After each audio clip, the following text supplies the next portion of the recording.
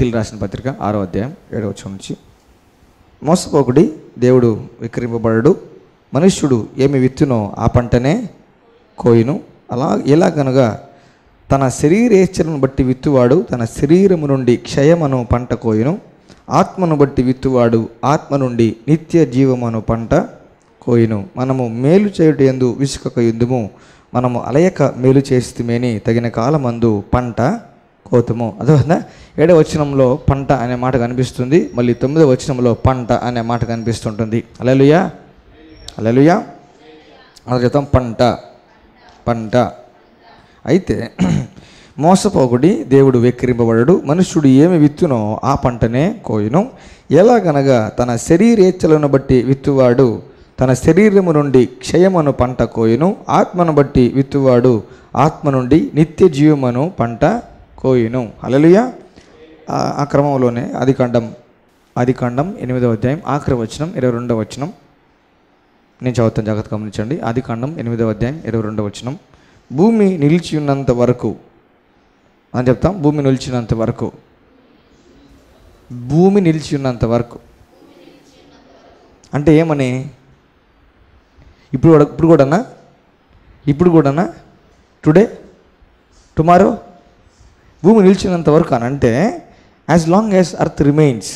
వెదకాలమును అంటే, వెదకాలం అంటే విత్తే కాలము, అదోహిందా, నార్లు వేసే కాలము, విత్తే కాలం, విత్తనాలు విత్తే కాలము, వెదకాలము, కోతకాలము. అంటే విత్తే కాలము, కోసుకునే కాలము, శీతోష్ణములను, వేసవి శీతాకాలములను, రాత్రింబగులను ఉండక మానవని తన హృదయంలో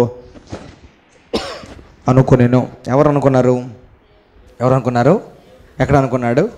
హృదయంలో అనుకున్నాడు. అదోహిందా, భూమి ఉన్నంత వరకు, అదోహిందా, విత్తే కాలము, కోసుకునే కాలము, శీతోష్ణములు, అదోహిందా, వింటర్ సమ్మర్, శీతాకాలం, ఎండాకాలం, వానాకాలం, అదోహిందా, పగలు రాత్రి, ఇవన్నీ ఉండక మానవు అని ఎవరు అనుకున్నారు? దేవుడు అనుకున్నాడు. హల్లెలూయా, హల్లెలూయా. దేవుడు జోక్యం చేసుకుంటే తప్పిస్తే ఈ సిస్టంలో మార్పు అనేది రాదు. దేవుడు ప్రత్యేకంగా కలగ చేసుకొని మళ్ళీ కొత్తగా ప్లాన్లో దిగితే తప్పిస్తే ఈ సిస్టంలో మార్పు అనేది రాదు. అదోహిందా. అయితే విత్తే కాలం ఉంది, విత్తటం అనేది ఉంది, కోసుకోవటం అనేది ఉంది, విత్తటం అనేది ఉంది, కోసుకోవటం అనేది ఉంది. ఎప్పటి వరకు? త్రేతాయుగంలో, ద్వాపర యుగంలో, కలికాలంలో ఉందా? ఇప్పుడుందా? హల్లెలూయా. దేవుడు భూమికి సంబంధించి ఆయన సిస్టమ్ని ఏమీ మార్చలేదు. అదొక as long as earth remains అన్నాడంటే ఇప్పటివరకు కూడా అర్త్ అనేది ఉంది. కాబట్టి కోతకాలం, వెదకాలం అనేది ఉంది. వెదకాలం ఉంది, కోతకాలం ఉంది. అదొక అంత చెప్పండి. కోసుకునేది ఉంది, విత్తేది ఉంది, కోసుకునేది ఉంది. హల్లెలూయా. అయితే ఆ ప్రకారం మనం చూసుకుంటే ఇక్కడ మోసపోకుడి, దేవుడు వెక్కిరింపబడ్డు, మనుషుడు ఏమి విత్తునో ఆ పంటనే కోయును. ఏమి విత్తునో ఆ పంటనే కోయును. టమాటాలు విత్తనాలు విత్తితే బెండకాయలు రావు, అదే కదా? టమాటాలు విత్తనాలు విత్తితే బెండకాయలు రావు. అట్లాగే ఏ విత్తనాలు అయితే మనం విత్తితే దానికి సంబంధించిన పంటే వస్తుంది, అవునా కదా? అదొక దీనికి ముందు స్టేట్మెంట్ చాలా ఇంపార్టెంట్. దేనికి? మనుష్యుడు ఏమి విత్తునో ఆ పంటనే కోయును అంటే ఇన్ జనరల్ చెప్తే ఇప్పుడు శరీరానుసారముగా విత్తువాడు, శరీరేచ్ఛలను బట్టి విత్తువాడు తన శరీరం నుండి క్షయమును పంట కోయును, ఆత్మను బట్టి విత్తువాడు ఆత్మ నుండి నిత్య జీవమను పంట కోయును. అదొక ఫిజికల్ కార్యాలు, స్పిరిచువల్ కార్యాలకి వ్యత్యాసం ఇక్కడ మాట్లాడుతున్నాడు. ఫిజికల్ కార్యాలు, స్పిరిచువల్ కార్యాలు. అదొక ఇప్పుడు నేను ఎవరైనా చెంపదెబ్బ కొట్టాను అనుకోండి, అర్థమైందా? నేను చెంపదెబ్బ కొట్టాను, అర్థమైందా? దాని అర్థం ఏంటంటే ఎప్పుడో ఒకప్పుడు నాకు కూడా చెంపదెబ్బ తగులుతుంది అని, అంతేనా కాదా? అదొక మరీ లేట్ ఏముండదు, తొందరగా కూడా ఏముండదు, జరుగుతుంది. అదొక ఎంత జరుగుతుంది అంటే తగిన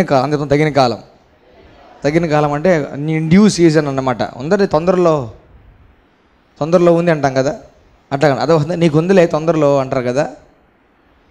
హల్లెలూయా.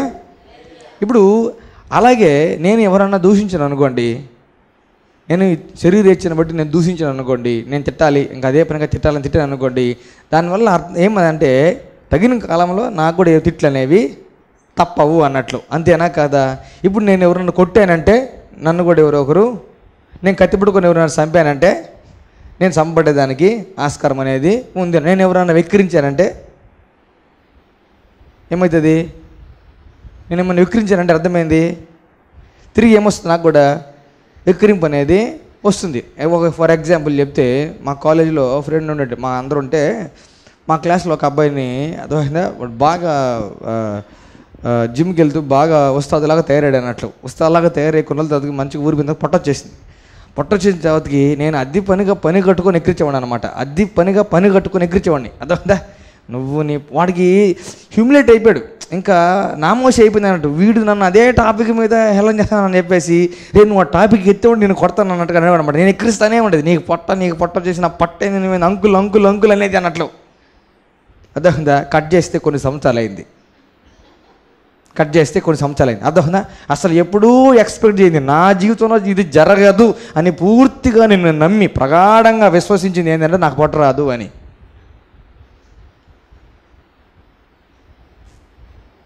అసలు రాదనుకున్నాను నేను. అందుకని ఎందుకనంటే ఇంతది ఏంది వాడు అసలు అట్టుంటాడు ఏంది అసలుకి, వాడు ఏంది అట్లా సన్నంగా ఉంటాడు అని అనేవాళ్ళు అనమాట. ఇంట్లో దానివల్ల బయట ఏంది అసలు తిండా ఏంది అనమాట. అర్థమైందా? మరీ ఎడో ఉండేది అన్నట్లు. అర్థమైందా? అట్లుండేది నా పరిస్థితి అన్నట్లు. ఏముందంటే సడన్గా రూపురేఖలు అనేవి మారిపోయినట్టు, మారే కాస్త ఉదర భాగంలో కొంచెం ఎక్కువగా ఉదర భాగంలో కొంచెం ఎక్కువ మారేసరికి నాకు ఫస్ట్ కూడా నేను తెలుసా, ఏందో ఈ పొట్ట వచ్చేసింది, ఇంత పొట్ట వచ్చేసింది ఏందో నాకు అని నేను అనుకున్నప్పుడు నాకు ఫస్ట్ దగ్గర ఏం తెలుసా గుర్తొచ్చింది. ఏం తెలుసా? నేను వాడు అనిందే నాకు గుర్తొచ్చింది. అందుకే ఊరికే ఒకరు అనొద్దు, ఎక్కిరింపు అనేది. అదోనా ఆ తర్వాతకి నేను ఒక్కడనే అనుకున్నానంటే లేదు, మా అమ్మ ఆ పొట్టేంది, నీ వయసు ఏంది, ఆ పొట్టేంది, అదోనా ఆ పొట్టేంది ప్రతి ఒక్కరి నోట్లో పొట్ట టాపిక్ అయిపోయింది. అర్థమైందా? ఒక్కడిని నేను టార్గెట్ చేసి పొట్ట అని ఎక్కిరించా. అర్థమైందా? ఏమైంది? మోసపోవద్దురా నువ్వు, దేవుడు ఎక్కిరింపబడ్డు, నువ్వు ఏం విత్తుతావో. హల్లెలూయా. నేను ఇతరుల మీద సాడీలు చెప్పాను అనుకోండి, ఆబ్వియస్గా నా మీద కూడా సడీలు అనేవి వస్తాయి. హల్లెలూయా. అంటే దీంట్లో నుంచి ఏమొచ్చిందంటే కర్మ అనే సిద్ధాంతం వచ్చింది. ఏమొచ్చింది? కర్మ అనే సిద్ధాంతం అనమాట. అర్థమైందా? నువ్వు ఏం చేస్తే తిరిగి నీకు అదే వస్తుంది అని. నువ్వు ఏం చేస్తే, నువ్వు మంచి చేస్తే తిరిగి నీకు మంచి వస్తుంది, నువ్వు చెడు చేస్తే నీకు తిరిగి చెడు వస్తుంది అని అన్నట్లు. అర్థమైందా? అందుకే ఎవరన్నా కీడు చేస్తే మీరు తిరిగి కీడు చేయొద్దు, మేలు చేయాలి అని బైబిల్లో ఉందన్నట్లు. హల్లెలూయా. ఇది చాలా ఇంపార్టెంట్. అర్థమైందా? మనం ఏమి చేస్తామో తిరిగి మనకు అదే జరుగుతుంది. మనం ఏమి చేస్తామో తిరిగి మనకు అదే జరుగుతుంది. హల్లెలూయా. తక్కువ జరగకపోతామో తెలియదు కానీ కొంచెం ఎక్కువైతే జరగవచ్చు. అర్థమైందా? దావీదు గారి విషయంలో ఆయన మర్డర్ ప్లాన్ వేసాడు, వేరే అతని భార్యని తెచ్చుకున్నాడు, కుమారుడు పుట్టాడు, రకరకాలు జరిగాయి అన్నట్లు. అయితే తద్వారా రావాల్సిన పర్యవసానాలు విపరీతంగా ఫేస్ చేశాడు. ఎవరు? దావీదు గారు. అర్థమైందా? మర్డర్ ప్లాన్ వేసాడు, దావీదు మీద విపరీతమైన మర్డర్ ప్లాన్లు వేశారు.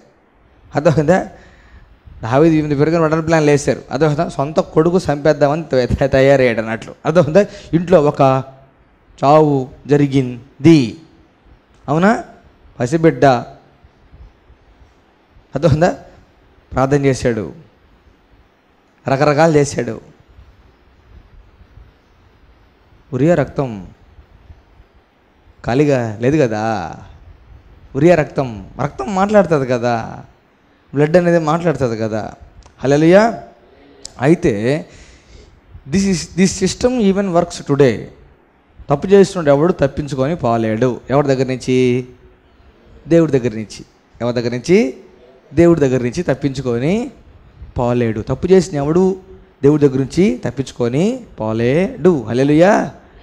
ఎవరైనా కావచ్చు, ఎంత కప్పెట్టినా, ఎంత కవర్ చేసినా, ఏం జరగనట్టుగా చూపించినా కూడాను దేవుడు కంపల్సరీగా తిరిగి వాళ్ళ ఒడిలోకి రావాల్సిన దాన్ని రప్పిస్తాడు.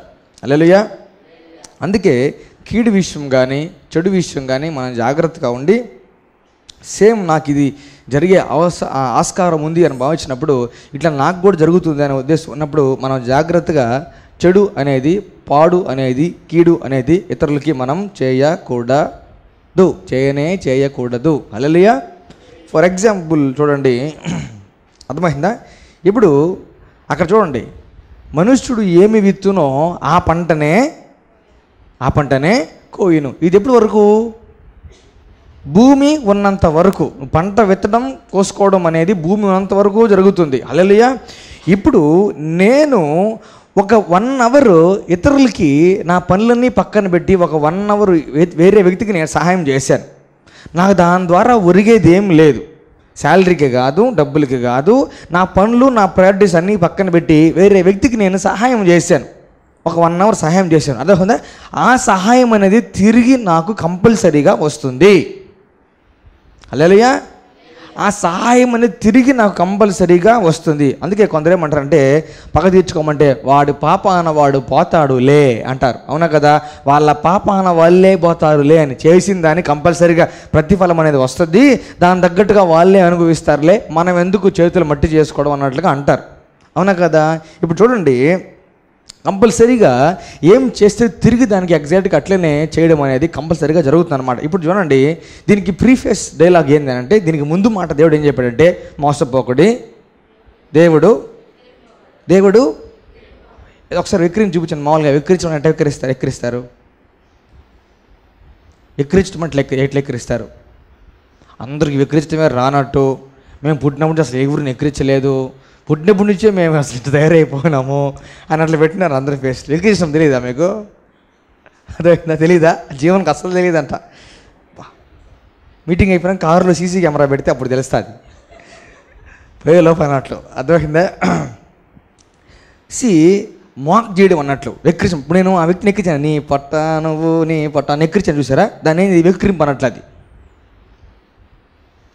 అర్థమవుతుందా? ఇప్పుడు చూడండి, నువ్వు నీ వాలకం ఏంది, నువ్వు కర్రోడా నేను ఎవరిని అంటాను అనుకోండి, వెక్కిరిష్టం అనమాట. అది అర్థమవుతుందా?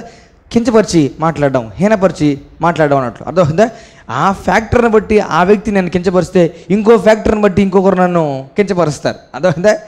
ఇది ప్రీ ప్లాన్ ఏం కాదు. అర్థమవుతుందా? నువ్వు విత్తనం వేసినావు, మొలస్తుంది. అది తిరిగి దాని ఫలం నువ్వే తినాలా అనేది రూల్ అన్నట్లు. దేవుని దృష్టిలో ఇట్స్ ఎ రూల్. అవునా కదా? ఇది దేవుడు ఏ రకంగా చూస్తే, మోసపోవద్దు, దేవుడు వెక్కిరింపబడడు. హల్లెలూయా. మోసపోకుడి, దేవుడు వెక్కిరింపబడ్డాను అంటే అర్థం ఏంటంటే ఎవరు ఇద్దరు వస్తారా? ఫనికం పైకి వస్తారా? ఇప్పుడు చూడండి, దేవుడు వెక్కిరింపబడడు. ఇప్పుడున్నా అనుకోండి, ఇప్పుడు నేను జీవన్ ఏదో చేశా, ఈయన దేవుడు పోస్ట్లో ఉన్నాను అనుకోండి. అర్థమైందా? నేను వచ్చేసి జీవన్ చేశా. ఇప్పుడు చూడండి, ఇప్పుడు నేను జీవన్ వచ్చేసి దేవుడు విక్రింపబడ్డావు, మనుషుడు ఏమి ఇస్తాడో ఆ పంట కోస్తాడు. అర్థమవుతుందా? నేను జీవన్ని కొట్టేసి దూరంగా వచ్చి నువ్వు నన్ను కొట్టలేవు అని ఎక్కిరిస్తా ఉన్నా, నేను హేళన చేస్తా ఉన్నా ఎవరిని? జీవన్ని. అర్థమవుతుందా? ఇప్పుడు నేను ఇది చేస్తూనే దేవుడు వైపు చూస్తూ, నేను జీవన కొట్టాను నాకేం జరగలేదే, డ్యాన్స్ చేస్తున్నట్టు అన్నట్లు. అర్థమైందా? ఇలా మీరు వస్తారా ఇటుపక్కుంటారా? ఇది నేను చేస్తున్నా. అర్థమైందా? ఇప్పుడు నేను హేళన చేస్తా, జీవన్ వచ్చేసి నువ్వు మోసపోవద్దు, వెక్కిరింపబడ్డ దేవుడేమి, నువ్వు ఏం చేస్తే తిరిగి కంపల్సరీగా నీకు అది చేస్తాడు అని జీవన్ అంటున్నాను అనమాట. నేను వచ్చేసి నేను జీవన కొట్టాను, నేను జీవన చేశాను, నాకేం జరగలేదు అని ఎక్కిస్తున్నట్టు అనమాట. ఈ ఎక్కిరింపులో పాట అభరమైన పడ్డా. అర్థమైందా? ఇటు తిరిగే తెలికి మనుషులు అనమాట. ఏంద్ర నా అమ్మాయి పడుతున్నా పటామని కొట్టాడు. ఏమైంది? అర్థమైందా? ఎవరైనా చెప్తాను. అర్థమైందా? ఏంద్ర నా అమ్మాయి పడుతున్నాడు, పటామని కొట్టాడు. అర్థమైందా? ఇప్పుడు దేవుడు ఏం చేస్తాడు?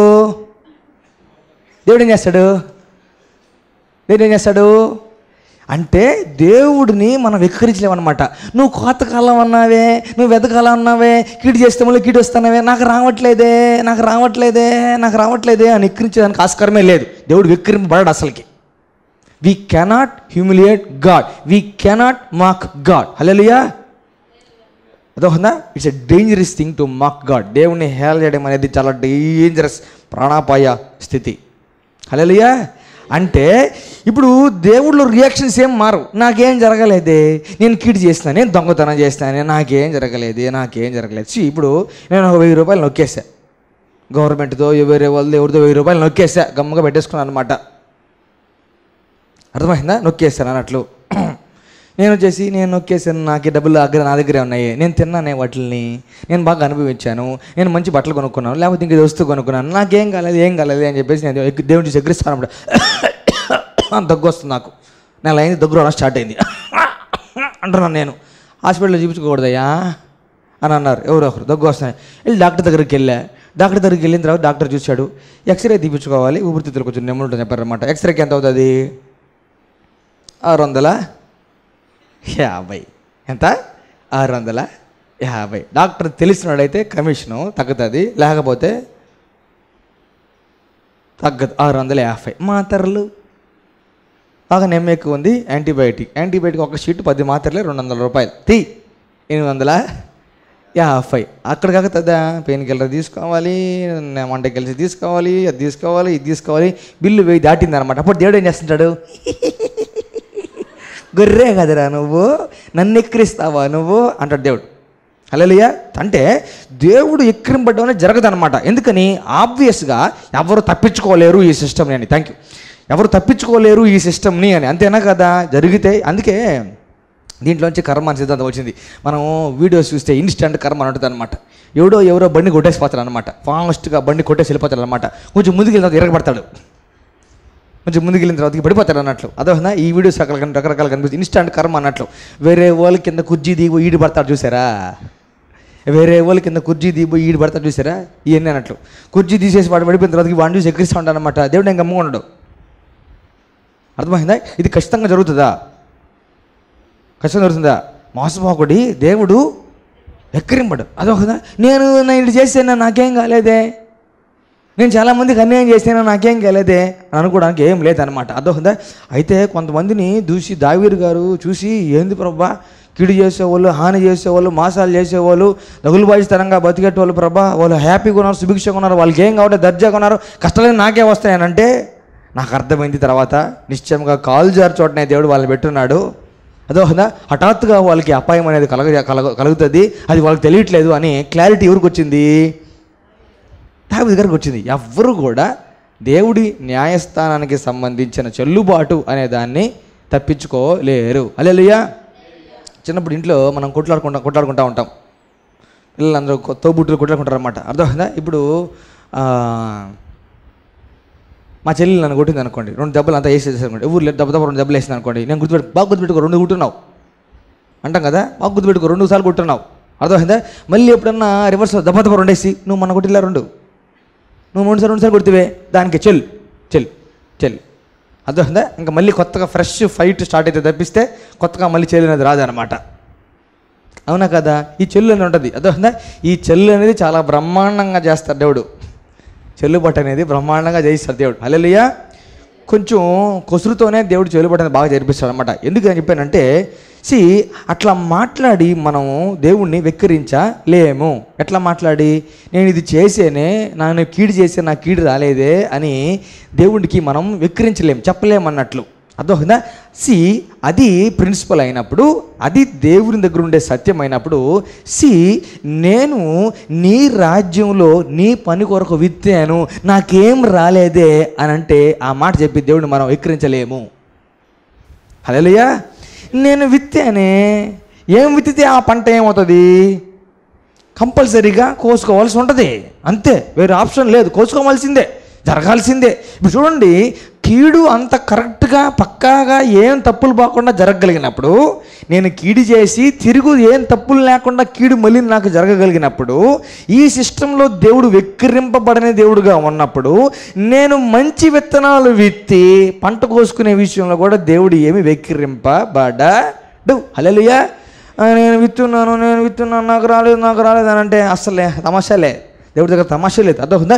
కంపల్సరీగా దేవుడు అది కోసుకునేలాగా చేస్తాడు. అందుకే అంటారు మనకి ఎందుకు వచ్చేసరికి, మనము అలయక మేలు చేసిన ఎడలా తగిన కాలమందు పంట కోసుకుంటాం. హల్లెలూయా, హల్లెలూయా.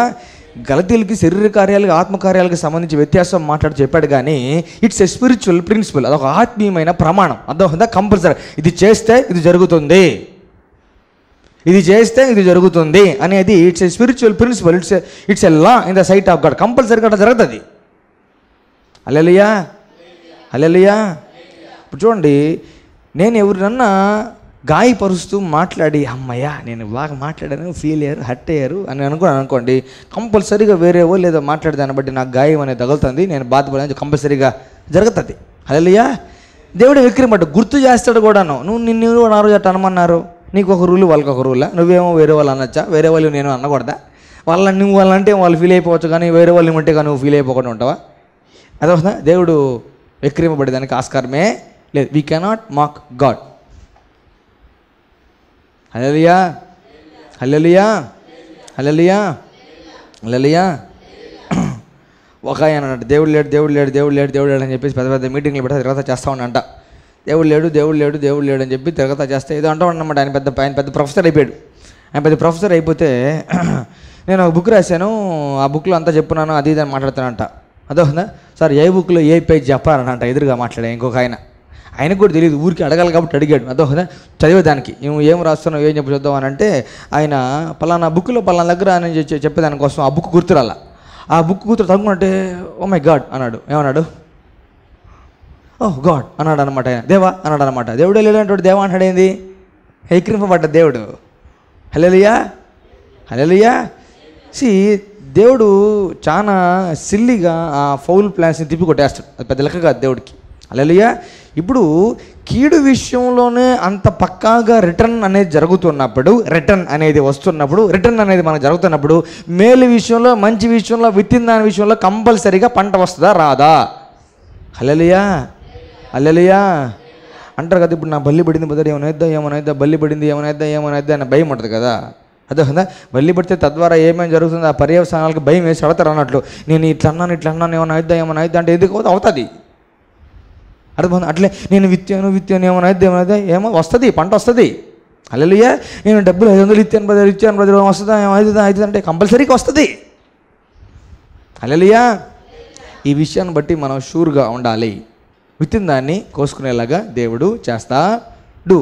నెగిటివ్స్ అంత మంచిగా జరగగలిగినప్పుడు, చెడు నేను చెడు చేస్తే నాకు చెడు, నేను తిడితే నన్ను తిట్టడము, నేను కొడితే నన్ను కొట్టడము, ఇవన్నీ కంపల్సరీగా పక్కాగా జరుగుతున్నప్పుడు మంచిది కూడా కంపల్సరీ పక్కాగా జరగతాయి. దేవుడు జరిగిస్తాడు. హల్లెలూయా. మిస్ అవుతామా? మనం మిస్ అవ్వగలమా? నేను కొట్టించుకోకుండా మిస్ అవ్వగలమా? అప్పుడు అట్లా జరిగితే దేవుడు విక్రింపడినట్టే కదా. అందుకని అవి మిస్ అయ్యే ఛాన్స్ లేనప్పుడు ఏం విత్తుతామో కంపల్సరీగా ఆ పంట కోసుకుంటామన్న దాంట్లో ఏం మార్పులు చేర్పులు లేవు. నేను విత్తి ఉన్నాను, నేను విత్తనమ్మలు విత్తి ఉన్నాను. హల్లెలూయా. అయ్యో విత్తేసారా, ఇంక నేనేం చేయలేను, పంట వస్తుంది మీకు. అంతేనా కదా? ఆన్సర్ అంతేనా కదా? దాంట్లో ఏమన్నా మళ్ళీ దాంట్లో మళ్ళీ లుసుకులు ఏమైనా ఉన్నాయా? విత్తినారా? ఏమొస్తాయి? కంపల్సరీ పంట అనేది వస్తుంది. హల్లెలూయా, హల్లెలూయా. మాట విన్నావా కంపల్సరీ ప్రతిఫలం అనేది ఉంటుంది. మంచి చేసినావా కంపల్సరీ మంచి అనేది జరుగుతుంది. అందుకే అన్నాడు అనమాట, caste your bread on waters and after many days it will come back to you అని. అదొందా సముద్రం మీద అంటే రొట్టె తీసుకొని వేసేస్తానంట, కొంచెం సీజన్ అయిన తర్వాత మళ్ళీ వస్తుంట మన దగ్గరికి. హల్లెలూయా, హల్లెలూయా, హల్లెలూయా, హల్లెలూయా, హల్లెలూయా. దేవుణ్ణి మనం ఎప్పుడు కూడాను this principle of God is full proof. ఏది కంపల్సరీగా ఏది అవుతుందో అది పోసుకుంటారు అన్నట్లు. హల్లెలూయా, హల్లెలూయా. దానికి సంబంధించిన పంట కంపల్సరీగా మనకి వస్తుంది. హల్లెలూయా. ఎక్కడి నుంచి మనం ఎక్స్పెక్ట్ చేయాలంటే చెప్పండి, దేవుడి దగ్గర నుంచే ఎక్స్పెక్ట్ చేయాలి. నువ్వు చేసిన మనిషి మర్చిపోవచ్చు కానీ దేవుడు మరచిపోడు. హల్లెలూయా. మేలు చేస్తానైనా విసుకక ఏం కాక విసుకక మేలు చేస్తాముంటే తగిన విసుగు ఎప్పుడు వస్తుంది? విసుగు ఎప్పుడు వస్తుంది? విసుగు ఎప్పుడు వస్తుంది?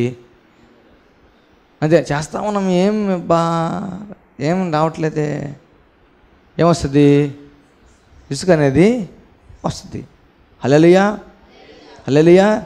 నా కోసం ఎవరైనా వ్యక్తి వెయిట్ చేస్తూ ఉన్నారు, నేను వెయిట్ చేస్తుంటే నేను వెయిట్ చేపిస్తున్నా, మంచి ఉద్దేశంతో ఆ వ్యక్తి నా కోసం వెయిట్ చేస్తున్నాడు. అర్థమైందా? ఒకసారి వెయిట్ చేశాడు, రెండోసారి వెయిట్ చేశాడు, మూడోసారి వెయిట్ చేశాడు, మంచి ఉద్దేశంతో నా కోసం వెయిట్ చేశాడు. దానికి తగిన ఫలం అనేది నా దగ్గర నుంచి ఆ వ్యక్తికి రాకపోయినా కూడాను దేవుడి దగ్గర నుంచి కంపల్సరీగా వస్తుంది. Hallelujah, hallelujah. It will happen. Mostly ఆ వ్యక్తి దగ్గర నుంచే దేవుడు తీసుకొస్తాడు, మ్యాక్సిమం అనమాట. ఇప్పుడు అది జరగట్లేదు అనుకోండి, ఇతరత్ర పద్ధతుల ద్వారా దేవుడు రప్పిస్తాడు. హల్లెలూయా, హల్లెలూయా. విత్తుట కోయుట అనే దాని విషయంలో కంప్లీట్ భరోసా మనం దేవుడి మీద పెట్టవచ్చును. హల్లెలూయా. చాలా లేట్ అవుతుందా? పెద్ద అమౌంట్లు వస్తాయి. ఏమొస్తాయి? చాలా లేట్ అవుతుందా? పెద్ద అమౌంట్లు వస్తాయి. హల్లెలూయా. అయితే మనం బాగా గమనిస్తే ఈ విత్తుట కోయుట అనేది దేవుడి దృష్టిలో చాలా కీలకమైన ప్రమాణం అన్నట్లు, కంపల్సరీగా. ఇప్పుడు చూస్తే ఆదికాండం 26వ అధ్యాయంలో మనం బాగా గమనిస్తే ఐజాక్ ఉండే స్థలంలో కరువు రావడం బట్టి ఆయన ఐగుప్తుకు ప్రయాణం పోవాలని నిర్ణయించుకుంటాడు. మొదటి వచనాల్లో ప్రయాణం కావాలి అని ఆయన డిసైడ్ చేసుకున్న తర్వాత దేవుడు జోక్యం చేసుకొని, నువ్వు ఐగుప్తుకు వెళ్ళొద్దు, నువ్వు ఇక్కడే ఉండు, నేను ఇక్కడ నిన్ను ఆశీర్వదిస్తాను అని చెప్తాడు. ఏం చెప్తాడు? ఆశీర్వదిస్తాడు. నేను ఆశీర్వదిస్తాను, నువ్వు ఇక్కడే ఉండు అని చెప్తాడు అన్నట్లు. అర్థమవుతుందా? ఇప్పుడు ఇట్లాంటి విషయాల్లో దేవుని మాట వినడం చాలా శ్రేయస్కరం, చాలా ఉత్తమం. హల్లెలూయా. ఆయన మాట మీద భరోసా పెట్టుకుంటే అన్ని రకాలుగా మనకి మంచి అవుతుంది. ఇప్పుడు అట్లాంటి పరిస్థితుల్లో వేరే దగ్గరికి వెళ్ళాలని ఒక డెసిషన్ తీసుకున్నాడు, ప్రయాణం అని బయలుదేరాడు. ఎవరు? ఇస్సాకు గారు. ప్రయాణం అయిన తర్వాతకి దేవుడు ఇక్కడ ఆగు, ఇక్కడ ఉండు అని చెప్పిన తర్వాత ఆయన గెరార్లో ఆగి, గెరార్లో ఏం చేశాడంటే విత్తినాడు. ఏం చేసినాడు? ఎందుకు విత్తినాడు? దేవుడు విత్తమన్నాడు గెరార్లో. నువ్వు ఉండే పనులు ఏడుండి చేసుకో అన్నాడు. అంతేనా కాదా? నువ్వు చేసే పనులు ఇక్కడ ఉండి చేసుకో అని అన్నాడు. ఎక్కడుండి? హల్లెలూయా. అక్కడికి వద్దులే, ఇక్కడ ఉండి చేసుకోను. అక్కడ ఉరితే మనం ఒక సింగిల్ ఫోకస్తో నిర్ణయాలు తీసుకుంటాం, కానీ దేవుడు అన్నీ ఆలోచించి నిర్ణయాలు చెప్తాడు మనకి. అర్థమైందా? మనం ఒక సింగిల్ పాయింట్ మీద ఆలోచించి నిర్ణయాలు తీసుకోవాలని ట్రై చేస్తాం. దేవుడు అయితే అన్ని విషయాలు పరిగణలోకి తీసుకొని మనకి బెస్ట్ సూచన దేవుడు ఇస్తాడు, శ్రేష్టమైన మార్గాన్ని దేవుడు మనకి బోధిస్తాడు. హల్లెలూయా. దేవుడు ఏదైనా మనకు చెప్పంటే అది శ్రేష్టమైంది అని, అదేమని? శ్రేష్టమైంది అని. హల్లెలూయా. అయితే దేవుని మాట చొప్పున సరే అక్కడికి వెళ్ళిన తర్వాత చేయాల్సిన పని ఏంటంటే విత్తనాలు వేయడమే, అదేదో ఇంకెక్కడ వేయడమన్నట్లు. హల్లెలూయా. అక్కడికి వెళ్ళి ఇంకేం చేయాలి? ఉద్యోగాలు ఎత్తుకోవడమే. ఇక్కడ చేయలేది అదే, అక్కడికి వెళ్ళి వ్యాపారం చేసుకోవడం. ఇక్కడేంది? జనరల్గా మనం ఏ ఉద్దేశంతో అక్కడికి వెళ్ళాలనుకున్నాడో ఈయన అదే ప్రిన్సిపల్ మీద దేవుడు మాట బట్టి ఇక్కడ ఆగిపోయాడు. ఎక్కడ? గెరార్లో ఆగిపోయాడు. గెరార్లో ఆగిపోయింది దాన్ని బట్టి ఏమైందనంటే, ఇప్పుడు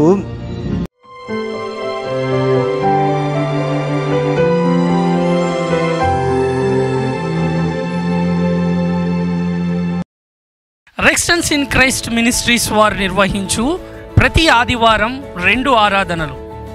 మా మొదటి ఆరాధన ఉదయం 9 గంటలకు, స్థలం గుమ్మలదిబ్బ, కోవూరు నందు జరుగును. మా ఆదివారపు 2వ ఆరాధన సమయం సాయంత్రం 6 గంటలకు, స్థలం Saint Paul Lutheran church, వనంతోపు centre, Nellore. మరిన్ని వివరములకు సంప్రదించవలసిన మా ఫోన్ నంబర్స్ 9989247073, మరి ఒక నెంబర్ 9908412622.